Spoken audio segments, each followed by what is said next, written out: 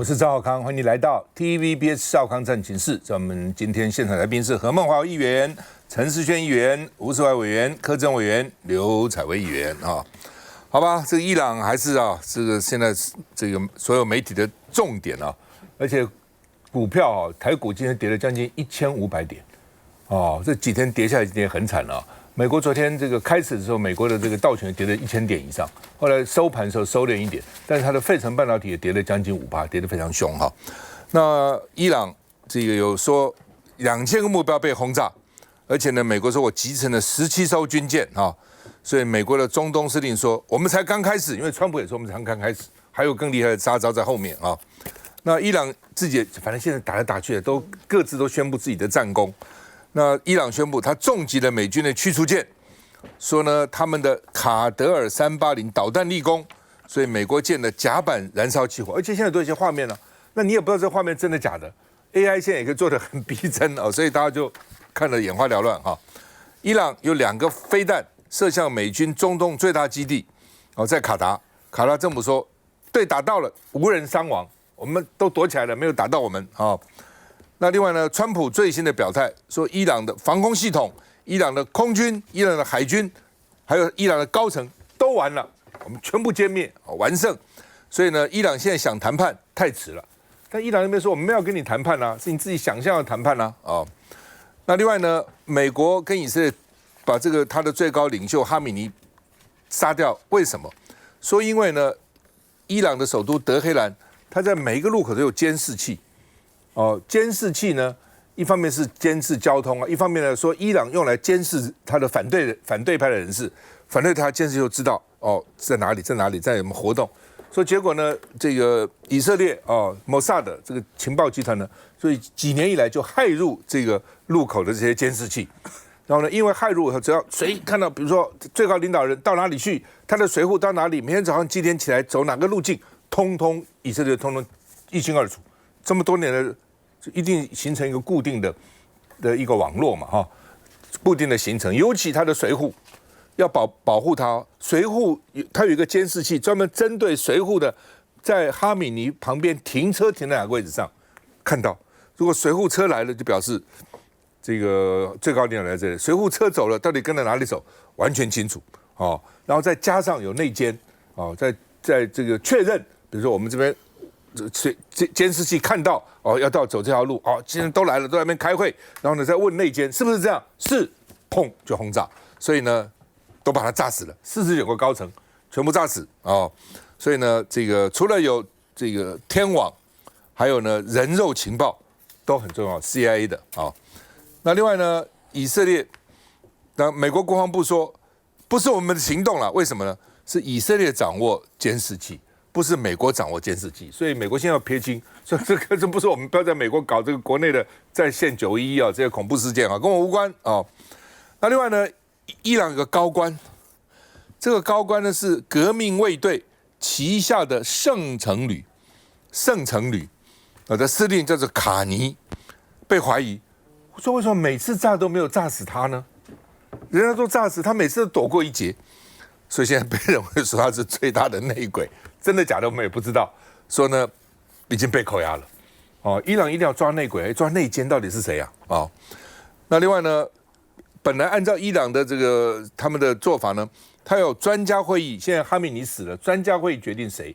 但现在不能开专家会议第一个专家会议的地点已经被美国炸了，川普还昨天很得意讲，我们本来那个地方都炸了，怎么开专家会议？而且专家会议再一继续开，搞不好又被炸死了。所以呢，他这个革命卫队呢。就说呢，要他的儿子，要哈米尼的儿子来做，来接班。那今天消息后呢，一个消息已经决定了哈米尼的儿子，一个说预备要推哈米尼的儿子，所以哈米尼的次子呼声最高，变成伊朗的下个领袖但是呢，川普在跟这个会见德国总理梅尔茨的时候说，如果我们就希望把他政权推翻呢，如果搞了个半天政权还没有推翻。川普本来想说，我炸你，把你这些哈米尼都炸死，然后伊朗人民就起来抗暴了，然后就把政权夺走了，我就成功了嘛。像委内瑞拉就是这样嘛，副总统上来亲美那如果说搞了半天，他儿子又上来了，还没炸死，还是维持他原来的这个政权，川普认为说可能白打了，那会不会这样？现在不知道哦。那伊朗到底抗不抗打，现在也不知道哈。那美国现在又改口了，说我不是要让伊朗政权改变，为什么呢？因为美国已经改了4、5次口了，说为什么要打伊朗？因为如果伊朗真的没改变，不是白打吗？所以他现在想，我不打他，不是为了让他政权改变，不是为了政权改变，是为了他核子武器，为了他长程飞弹。我们看一下。战机加速冲刺，然后迅速冲入天际。美军周2公布最新影像，证实五角大厦派出多架 B-1 轰炸机深入伊朗境内，打击弹道飞弹目标。轰炸机从早到晚飞个不停，空拍影像也显示伊朗地面军事装备爆炸，火光四起。至于伊朗先前声称击沉一艘美国航空母舰，美军也公开画面打脸，表示被击中的其实是伊朗的无人机航空母舰巴格瑞烈士号。伊朗另外还有10艘军舰被打入海底。德黑兰西部市区爆炸声此起彼落，伊朗的无人机设施爆出巨大声响和火光，在空袭后严重毁损，公寓和医院也惨遭波及，伤者被抬上担架紧急送医。以军也出动打击伊朗国营电视台总部，飞弹命中目标后，正在播出的新闻画面瞬间黑了一下。主播则淡定表示，他们的节目不会受影响。Today, the United States military continues to carry out large-scale combat operations in Iran to eliminate the grave threats posed to America by this terrible terrorist regime. 川普继续为攻打伊朗的行动辩护，称现在是打击伊朗最好的时机，此时不打更待何时。A senior U.S. official tells me, Aaron, that the U.S. is preparing to begin a major uptick in U.S. strikes on Iran within the next 24 hours. 美国和以色列都声称，伊朗的战事规模将在未来24小时升级。由于现在准备要长期作战，传出美国已经准备派更多兵力跟武器前往中东应战。来，智仁怎么看？我觉得目前来说的话，就是发生这么大的一个这个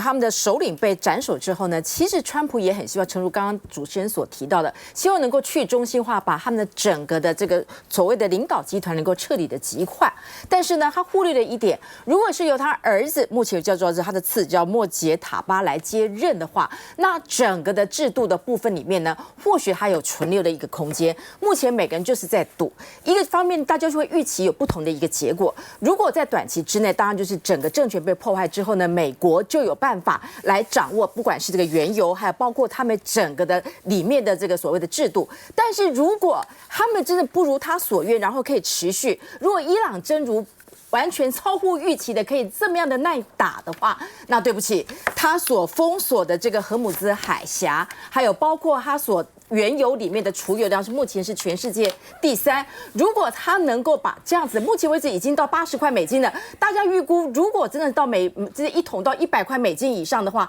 各位你知道对整个全世界经济造成的影响会什么？光是通膨大概就会提高到0.6%，而且我们的消费者指数已从目前的2.4%已经会提高到4.8%。那这个部分对全世界来说会是一个非常大的一个冲击。目前大家就来看，到底美国可以撑得久，还是伊朗耐打度可以久？所以这个部分来说的话，大家全世界都在关注，更不要是说目前来说，等一下我们也会不断的讨论，到底美国的盟邦会不会在这个过程当中跟美国完全站在一起？过去大家都只是被动性的、防卫性的方法来去做处理，但是呢，如果伊朗那么可以被受到这样的部分的耐力还是够，他们内部的争执能够在最快时间能够消弭的话，这个可能的压力方就在欧美这一块哦。这一块的部分当中的话，会不会川普他的11月中有他的这个美国期中大选？这时候呢，包括他们这个范斯副总统都不认为美国应该耗下去，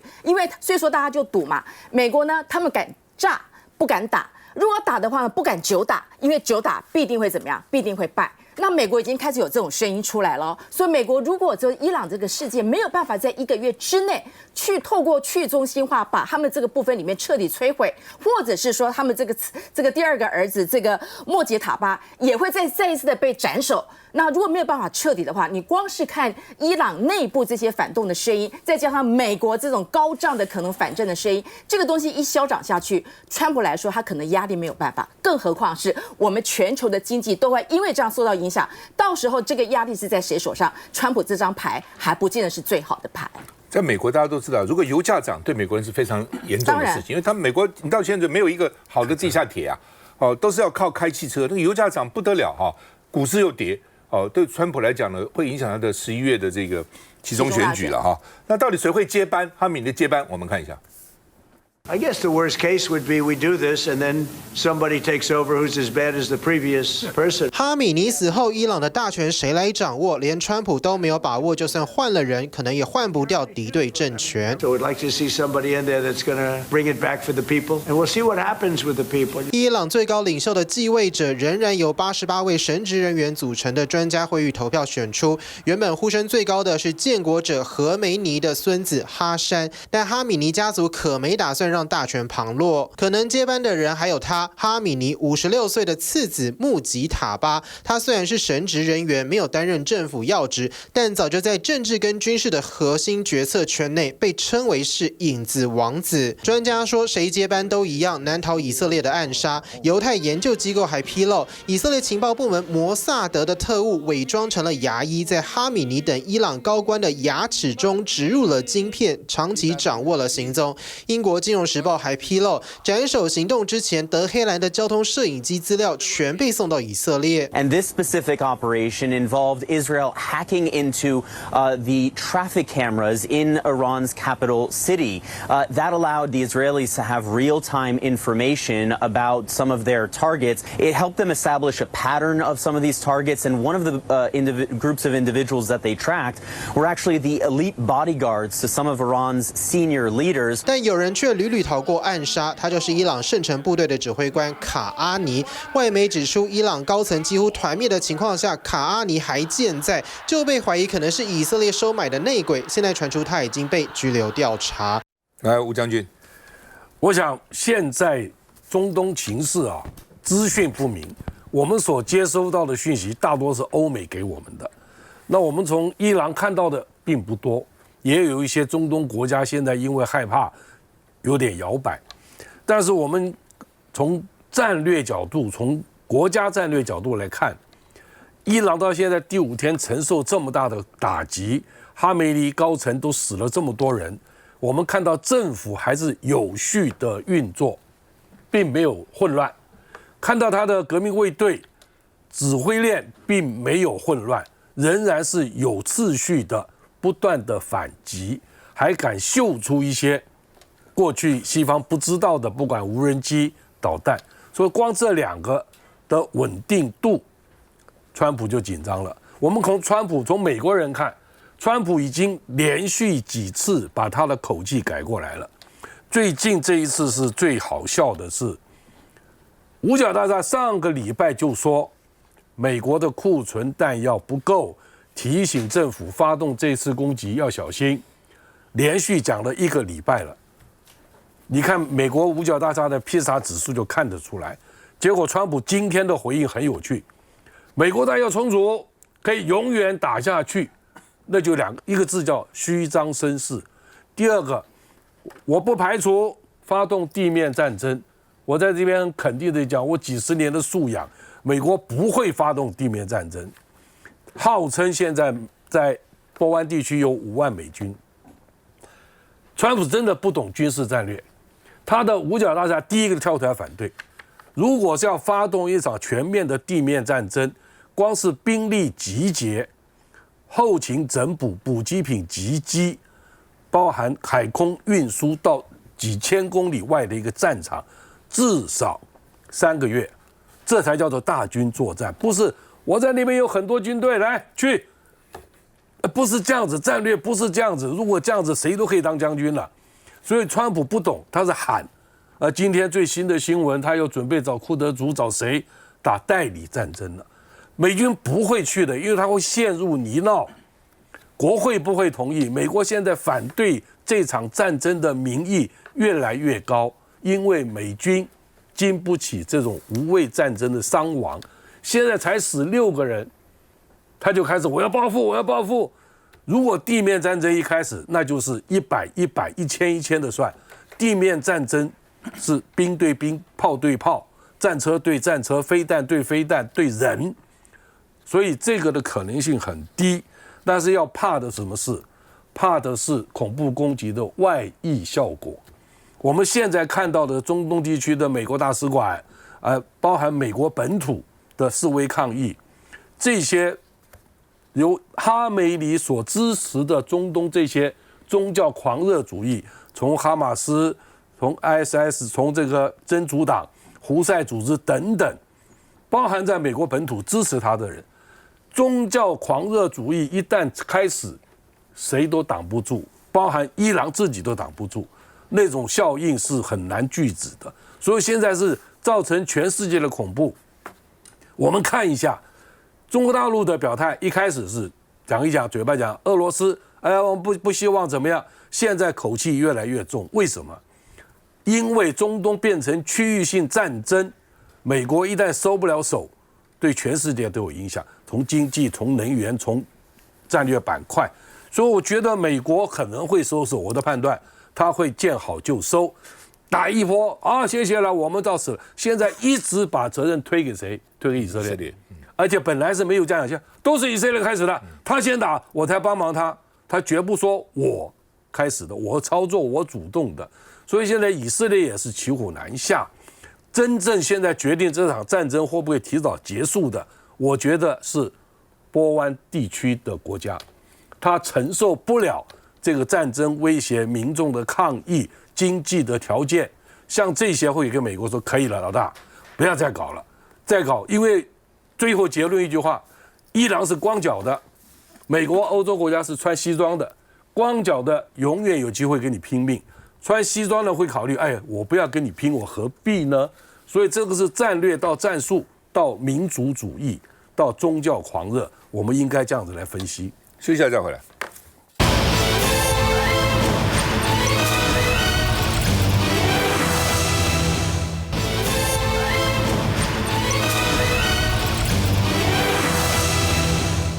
川普本来3月31号要到大陆去访问的，那现在先是委内瑞拉总统被人家绑走了，再来就是伊朗被打成这样，都是中国大陆的这个朋友啊，那会怎么样？就两种讲法。《纽约时报》说，北京可能考虑取消或是延后传习会，这是一种。另外一种讲法说不会，所以中国是很务实的，尤其现在美国还有很大的市场，加上关税啊，最近啊搞来搞去啊，所以呢不会演啊。所以到底会不会演，现在不知道。真的不知道。一方面要看这个整个战事的进行，一方面呢要看中国大陆的态度。那另外呢，川普向国会提交战争权利通知。为什么？照理讲，你要打仗，国会要同意的，除非非常紧急，除非国家已经遭受到不可承受的这个威胁，没办法，不能等国会了。但其实美国现在并没有受到什么威胁啊。你说这个什么？他暗杀我2次，他将来核弹发展以后，长城飞弹会打美国，那个现在看起来是不可能嘛。所以呢，他等了3天才向国会报告。其实国会很多领袖已经很不满意了，但是呢，他现在跟国会讲说，伊朗的威胁已经不可忍受了，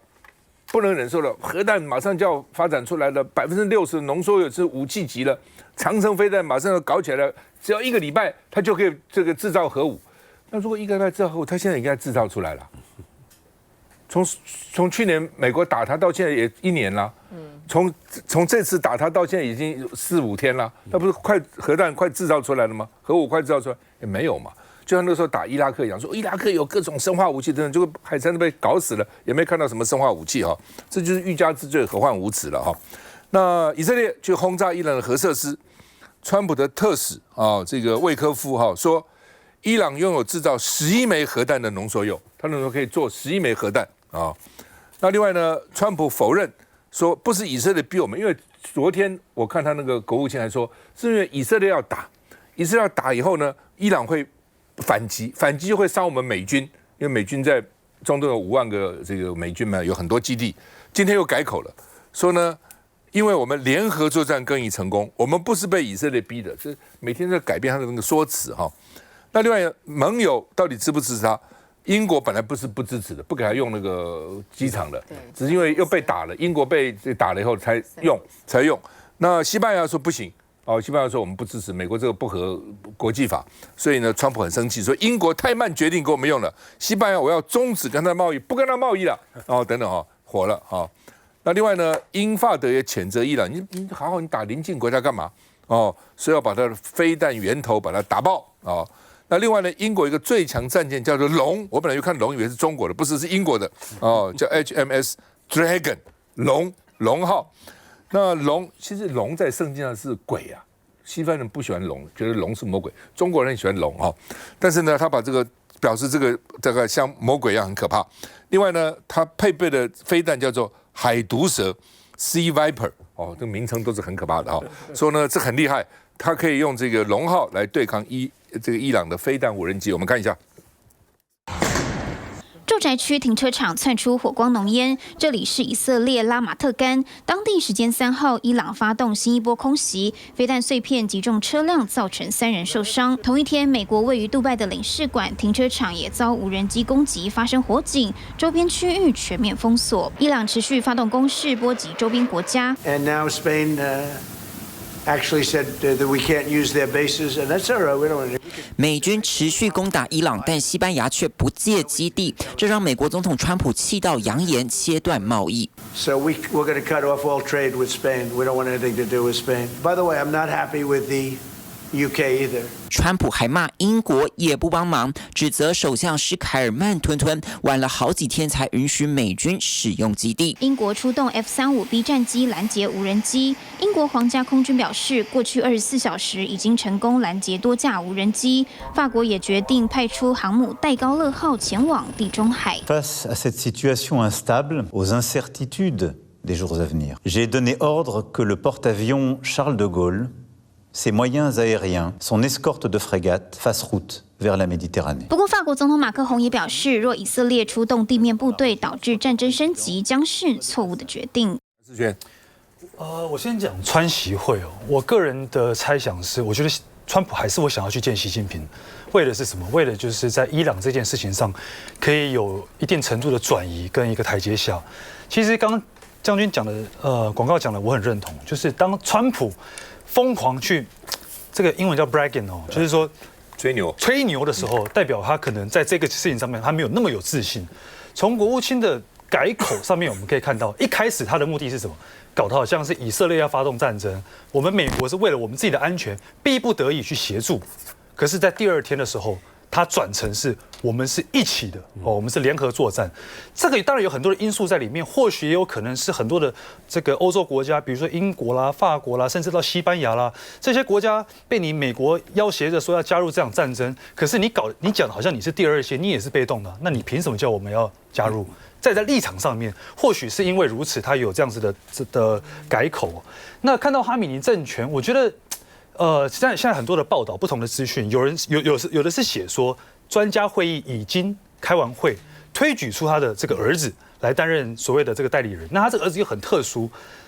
其实，在伊朗过去他们推翻了这个巴勒维政权以后，他们是反对父子世袭的这种政权的。但是在这一次，他的这个儿子没有担任过神职人员，也没有担任过公职，他曾经就是服役过战争。所以他跟这个所谓的武装部队、所谓的这个革命卫队有非常好的关系。那这个高阶领导人全部一次被美国消灭了这么多人，然后突然间他的儿子要上任，要能够有效的去治理这样的政权，其实坦白讲，我觉得并不是非常的容易。所以走到今天，美国川普当然是扛了很大的压力，不管是他在国内或者是在国际上面，不管是现在我们看到英国他的态度，其实他就是。说真的，就是站在一个 balance 了，就是说我也要协助，我开放我的军事基地给你，但是只能做防卫型的任务，哦，不是去做攻击型的。那西班牙更就是直接说，我会依照这个联合国约章啊等等国际法等等，所以我们没有办法去做这件事。那法国也是一样，所以在国际上它有一定的压力。哦，那川普真的要去做对西班牙做全面的制裁吗？你现在还有这个余力去做这件事吗？我打一个很大的问号。在弹药充足的这件事情上面，我更是觉得其实有点荒谬。